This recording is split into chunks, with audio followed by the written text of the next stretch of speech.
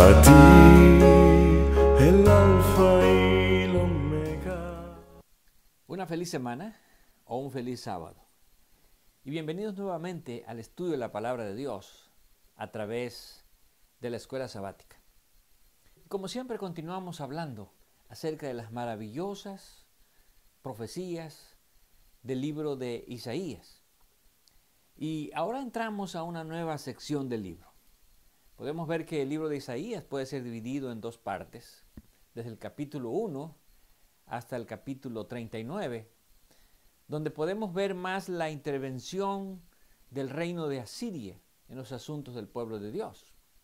Y la segunda sección del capítulo 40 hasta el capítulo 66, donde podemos ver ahora a Babilonia y también a Medo-Persia en los asuntos que tienen que ver con el pueblo de Dios. Pero, ¿cuáles fueron los acontecimientos que tuvieron que ver con la introducción del reino de Babilonia? Como vimos la semana pasada, la victoria sobre Sennacherib, el triunfo que le dio Dios a Ezequías sobre Sennacherib, en un momento de mucha crisis. ¿Por qué? Porque las ciudades de Judá estaban cayendo. Y a pesar de eso, Ezequías se mantuvo fiel a Dios. Pero hay otro hecho importante.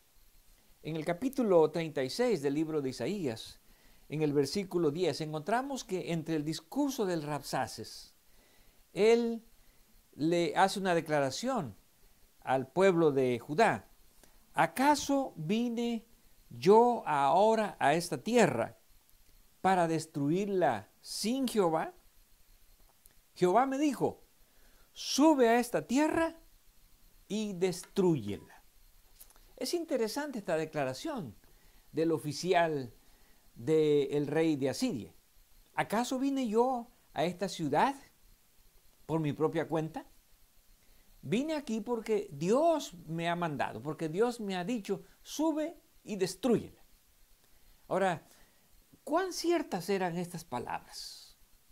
¿Realmente Dios mandó a Sennacherib y específicamente a Jerusalén, al Rabsaces, para destruir la ciudad de Jerusalén? Hemos visto que Dios utiliza a las naciones paganas para destruir a su pueblo o para castigar a su pueblo infiel. Y encontramos que en el capítulo 10 del libro de Isaías, Dios dice que Asiria es la vara de su enojo, la vara de su ira, para castigar a su pueblo que ha sido infiel a Dios. Y luego en el capítulo 13 nosotros encontramos que Dios ahora dice que son los medos sus instrumentos para castigar a Babilonia. También encontramos en el libro de Habacuc que Dios utiliza a Babilonia también como un instrumento de su ira.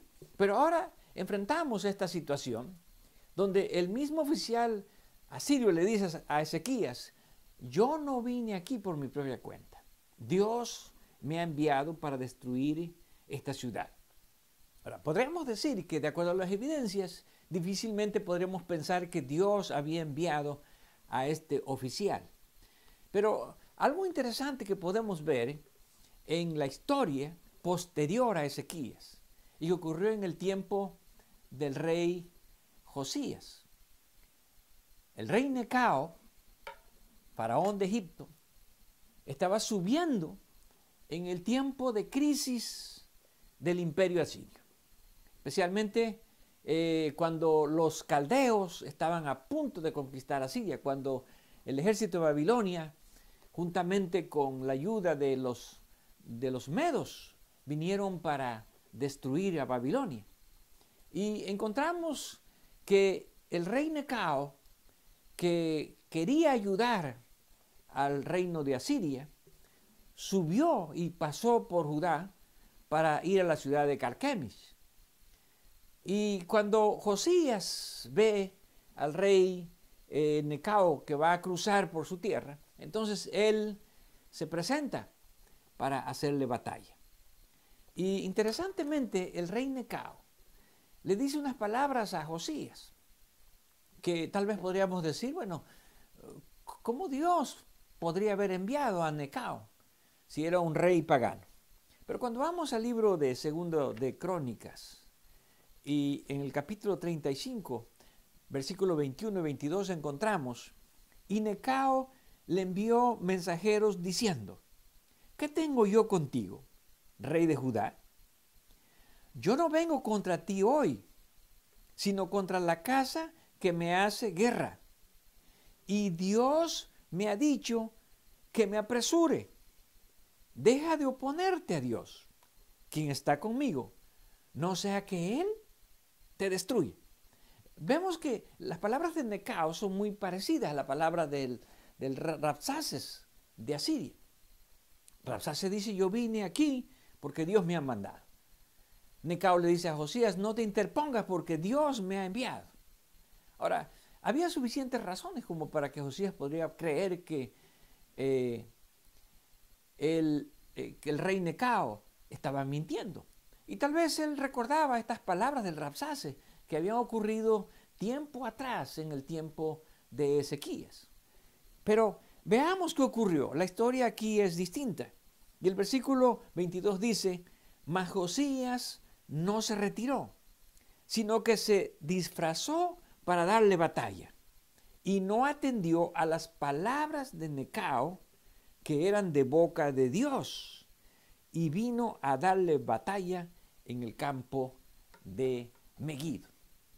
Aquí vemos que en este caso, las palabras de Necao parecían ser ciertas, y por haberse interpuesto Josías para no permitir que Necao fuera hacia el norte, hacia Asiria, entonces Necao mató al rey Josías, un rey bueno.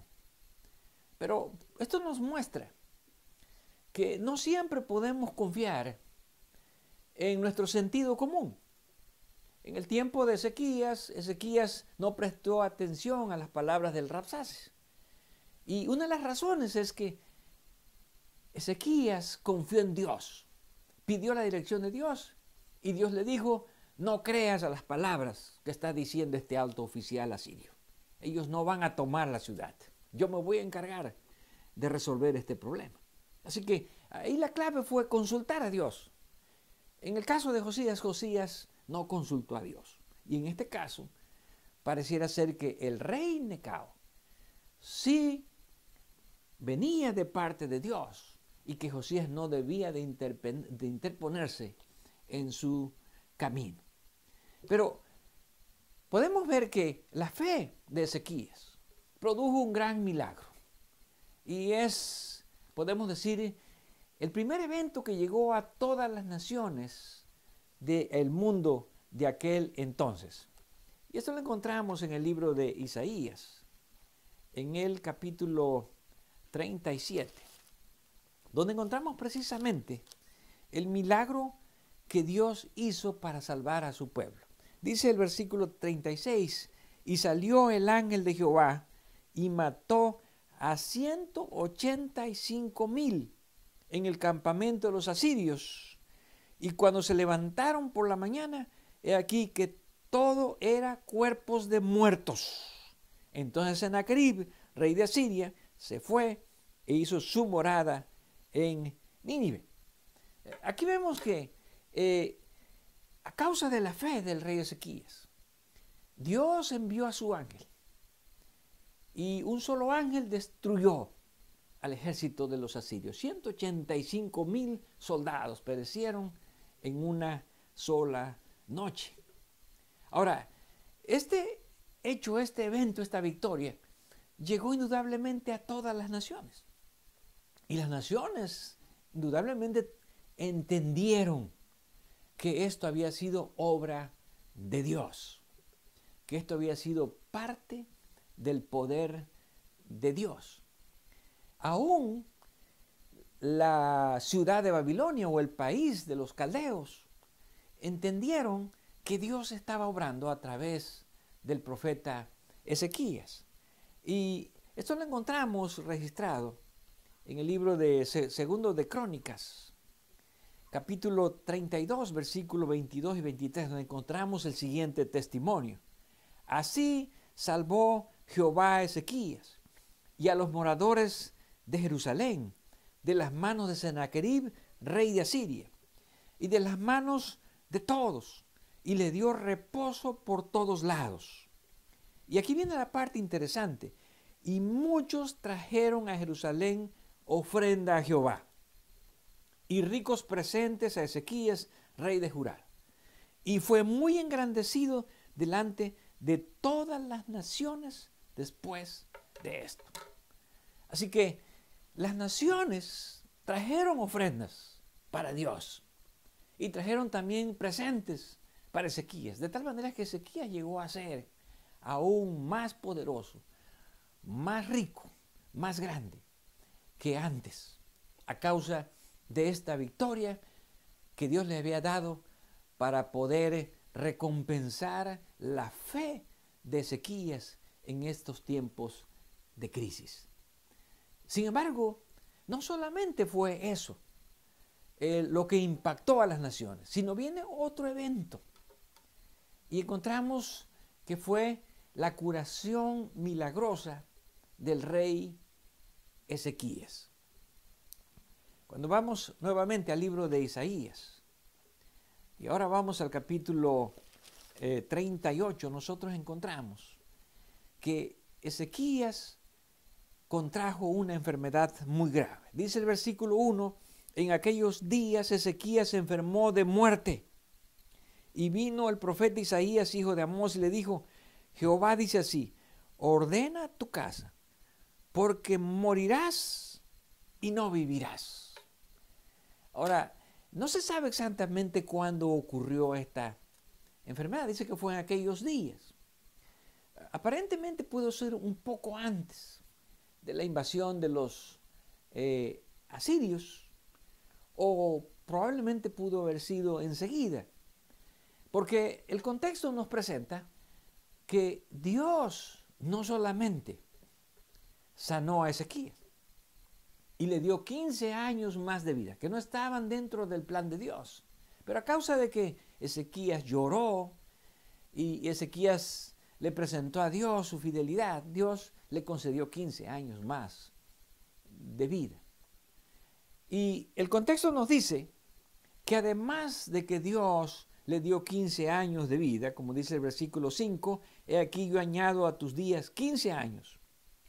Dios le da la siguiente promesa, te libraré a ti y a esta ciudad de mano del rey de Asiria, y a esta ciudad ampararé. Así que pareciera ser que, de acuerdo a esta declaración, la enfermedad de Ezequías pudo haber sido un poco antes de la invasión de Sennacherib, porque dicen aquellos días. Y aquí Dios le promete que lo va a librar no solamente de su enfermedad, sino también de la mano del rey de Asiria. Ahora, juntamente con esa promesa, Dios le da una señal. Recordemos que Dios le dio la oportunidad al rey Acaz, padre de Ezequías, de pedir una señal, pero Acaz rehusó. Ahora le da a Ezequías una señal. Y esta es una señal astronómica que se describe aquí en el versículo 8. He aquí, yo haré volver la sombra por los grados que ha descendido con el sol en el reloj de Acaz. 10 grados atrás, y volvió el sol 10 grados atrás, por los cuales había ya descendido.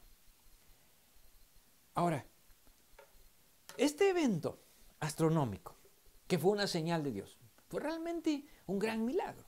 ¿Por qué? Porque nosotros sabemos que la Tierra, en su movimiento de rotación, gira a gran velocidad, a más de 1000 kilómetros por hora. Sin embargo, el milagro aquí es que para que ocurriera el retroceso de la sombra en el reloj de Acaz, eso significaría que la Tierra tendría que detenerse y tendría que girar sobre su propio eje hacia atrás para que entonces el tiempo que había ocurrido en la sombra del reloj de acá se retrocediera. Esta señal fue una señal astronómica que indudablemente fue vista, fue percibida por muchos astrónomos de aquel tiempo, especialmente los astrónomos de Babilonia. Y podemos decir que estos dos grandes milagros que ocurrieron, el primero que fue la muerte misteriosa, que sabemos que fue el ángel de Jehová, de los soldados asirios, y ahora, junto con la curación del rey Ezequías, el retroceso de la sombra, el retroceso del tiempo, 10 grados en el reloj de Acaz, hizo que las naciones reconocieran a Dios. Y entonces el mismo rey de Babilonia, Merodach Baladán, envió mensajeros a Ezequías para saber cómo es que habían ocurrido estas cosas. Ahora, esta era la oportunidad que Dios le estaba dando al rey Ezequías para que pudiese testificar acerca de lo que Dios había hecho a favor de él. Pero a menudo los seres humanos, cuando tenemos necesidad, pedimos a Dios, nos acordamos de Dios, oramos, aclamamos a Dios. Pero cuando ya Dios ha resuelto el problema, nos olvidamos de Él y a veces hasta atribuimos la gloria a nosotros mismos. Ahora, lo que encontramos aquí en el libro de Segundo de Crónicas, nuevamente en el capítulo 32, es que esa era una prueba de Dios para el rey Ezequías. Y dice el versículo 31, mas en lo referente a los mensajeros de los príncipes de Babilonia, que enviaron a él para saber del prodigio que había acontecido en el país, o el milagro, Dios lo dejó para probarle, para hacer conocer todo lo que estaba en su corazón. Ahora, Dios nos prueba. ¿Por qué? Porque Dios quiere ver si nosotros realmente le damos gloria, si nosotros realmente lo reconocemos después de que Dios nos ayuda, de que Dios hace, como dice aquí, un milagro, un prodigio, de que Dios nos libra de un peligro. Y muchas veces los seres humanos creemos que es gracias a nuestra inteligencia, a nuestra audacia, a nuestra estrategia, que las cosas se dan. Cuando debemos reconocer que es Dios el que nos ha ayudado, es Dios el que nos ha librado, es Dios el que ha hecho un milagro a favor nuestro. Por lo tanto, porque Ezequías no reconoció a Dios, y en lugar de haber hablado a estos mensajeros de los prodigios, del poder de Dios, y dar un gran testimonio al mundo, él se enfocó en él mismo y en las riquezas y en los tesoros que él había conseguido. Por esa razón, Dios envió un mensaje a través del profeta Isaías para decirle, así como has hecho tú y no diste gloria a Dios y mostraste todas tus riquezas y tus tesoros, esos mismos príncipes, embajadores que han venido, llevarán la noticia y el rey de Babilonia vendrá para tomar esta ciudad. Ahora, a través de la historia vemos que las palabras del profeta Isaías se cumplieron.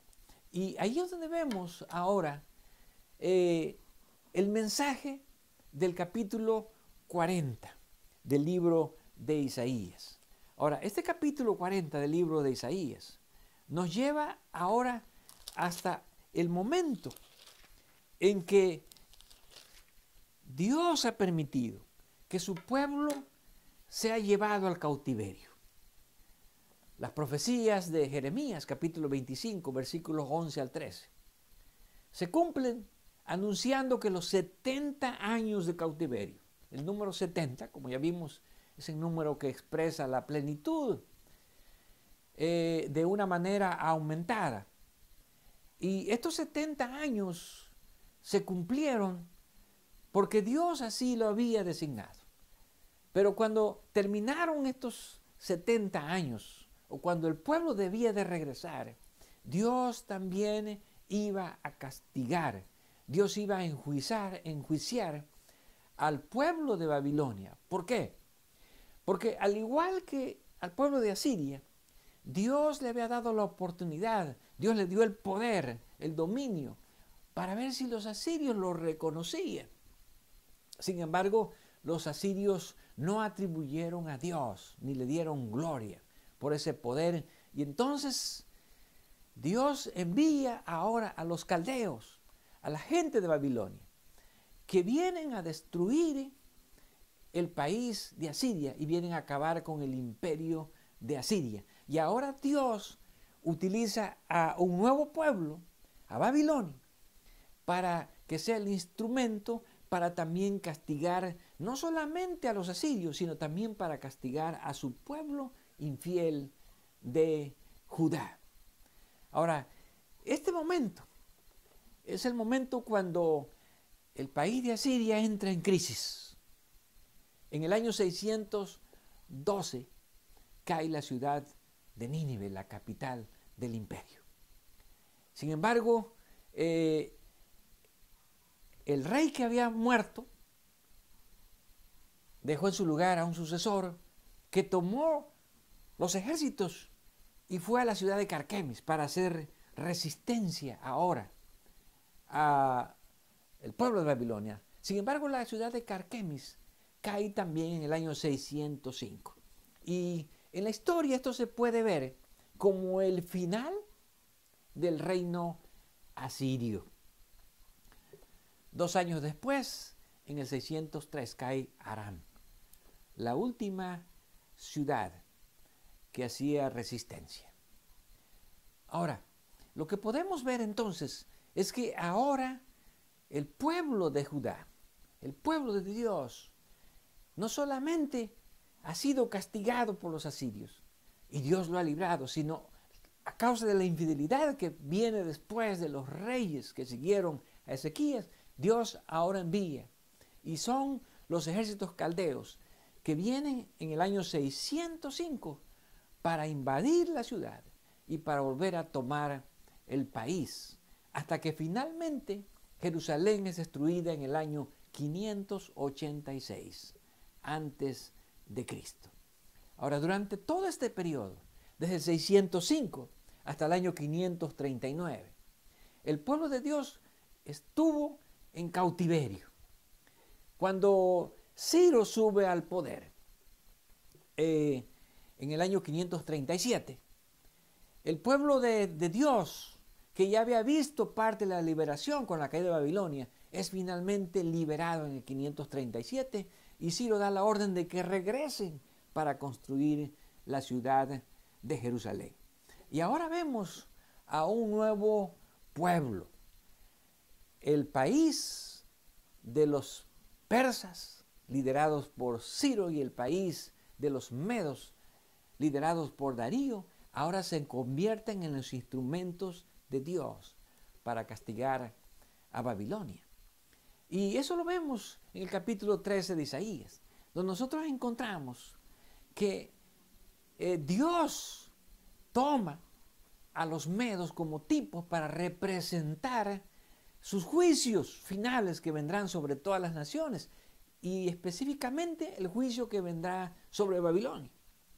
Ahora, ¿por qué Dios se representa también como destruyendo a Babilonia?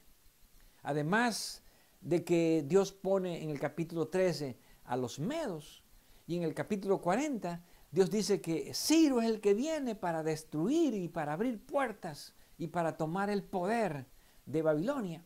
Dios también se representa a través de estos ejércitos, cuando Él dice que Él vendrá con sus ejércitos para juzgar y para destruir a Babilonia. Bueno, porque aunque Ciro y Darío destruyeron a Babilonia en los tiempos históricos del año 539, encontramos que Babilonia, la Babilonia física, cae, pero la Babilonia física también creó otra imagen, la Babilonia espiritual. Y esa Babilonia espiritual se proyecta a través de todos los tiempos. Y la encontramos nuevamente en el libro de Apocalipsis, donde vemos que la última ciudad que va a caer en el capítulo 16 durante las postreras plagas será la ciudad de Babilonia. Ya no la ciudad histórica, física, sino ahora la Babilonia escatológica. Y por eso Dios se representa también como viniendo con sus ejércitos para enjuiciar a Babilonia. Pero ahora llegamos al capítulo 40 del libro de Isaías. Y en el capítulo 40 del libro de Isaías, nosotros vamos a encontrar que Dios ahora le promete a su pueblo que el tiempo de sus juicios, el tiempo de su castigo ya ha pasado.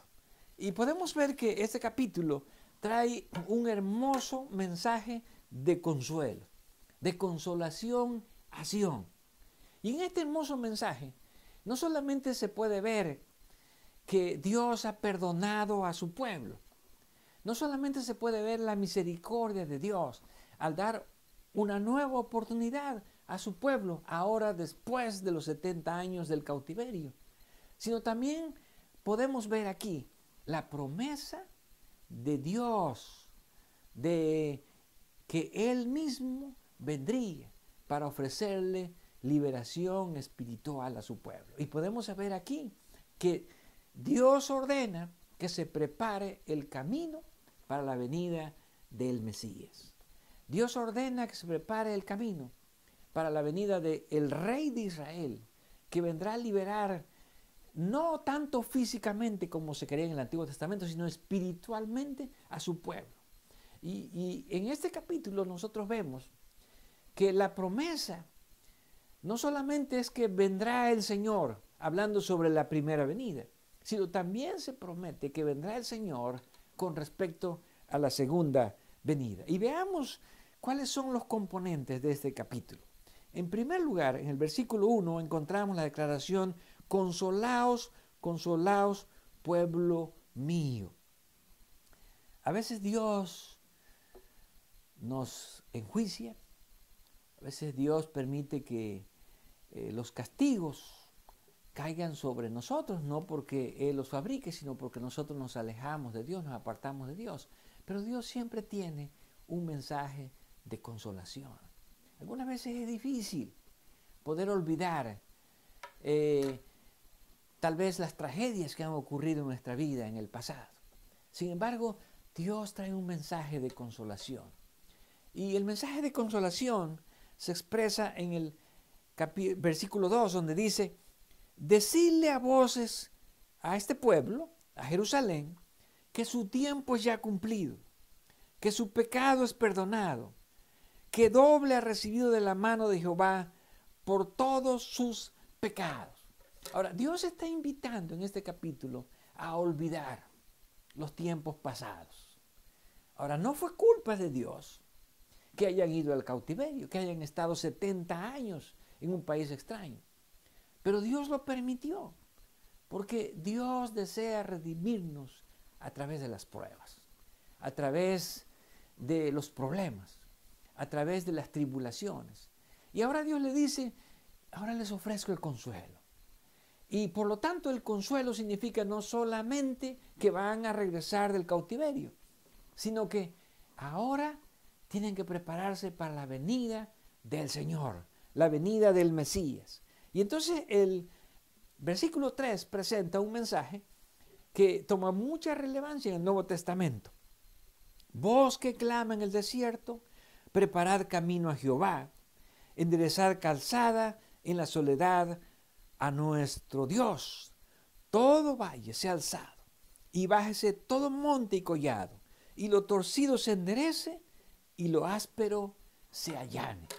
Ahora, si el rey va a venir a su pueblo, el pueblo tiene que preparar el camino, que esté allanado, que los valles, que los lugares bajos, que los lugares altos sean todos aplanados para que el rey que vendrá, el Señor que vendrá, pueda venir cómodamente, tranquilamente, para poder encontrar a su pueblo. Ahora, entendemos que este mensaje se cumple en el anuncio de Juan el Bautista como el precursor de la venida del Mesías, como el precursor de la venida de Jesús.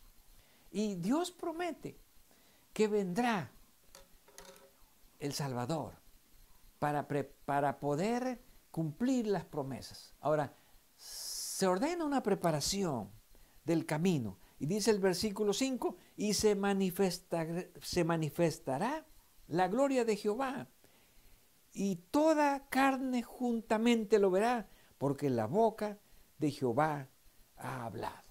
Ahora, aquí podemos ver que la seguridad de la venida del Mesías es una promesa de Dios que se iba a cumplir.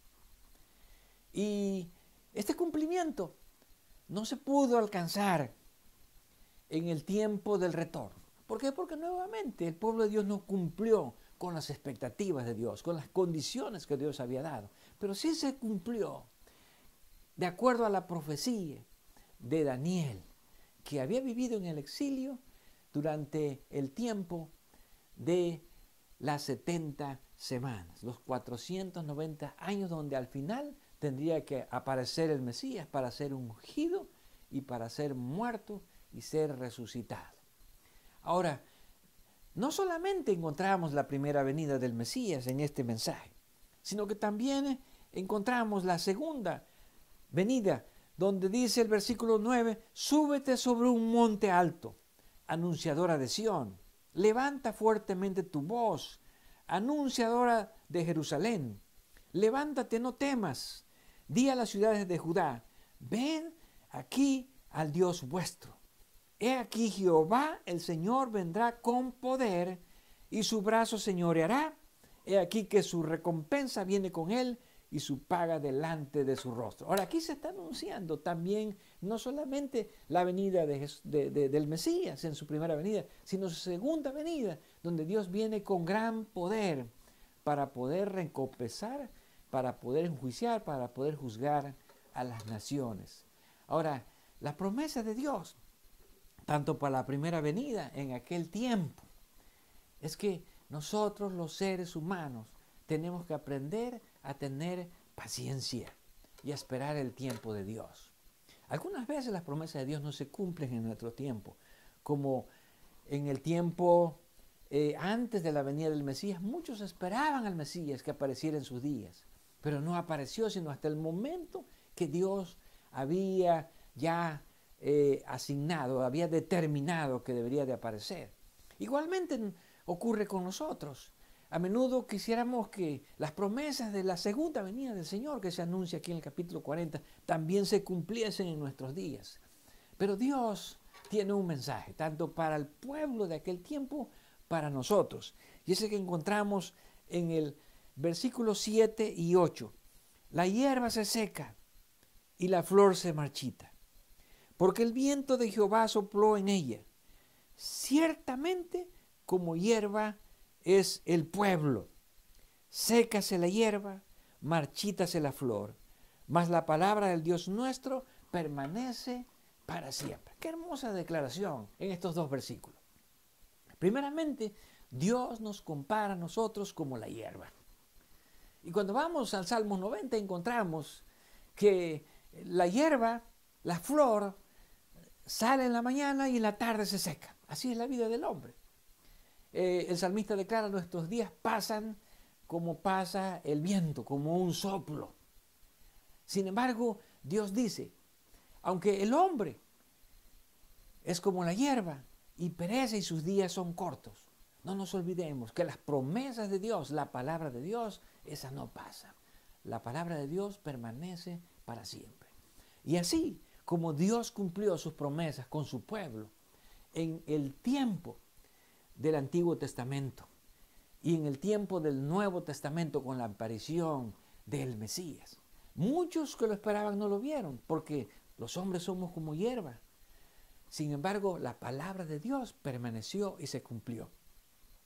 Muchos esperamos hoy día la venida del Señor. Quisiéramos que el Señor viniera en nuestros días, pero no nos olvidemos que Dios dice que los seres humanos somos como la hierba. Somos como un soplo. Pero la palabra de Dios, sus promesas, permanecen para siempre. No sabemos cuándo Dios cumplirá sus promesas. Tal vez en nuestros días. Tal vez en los días de nuestros hijos o en los días de los hijos de nuestros hijos. No lo sabemos. Sabemos que estamos viviendo el último tiempo. Pero con todo eso debemos recordar, nosotros somos como hierba, pero la promesa de Dios se cumplirá. ¿Por qué? Porque este hermoso pasaje nos sigue recordando que Dios es el que tiene el control del tiempo y las cosas terminarán o se cumplirán cuando Él lo haya determinado. Por lo tanto, sécase la hierba, marchítase la flor, mas la palabra de Dios nuestro permanece para siempre. A ti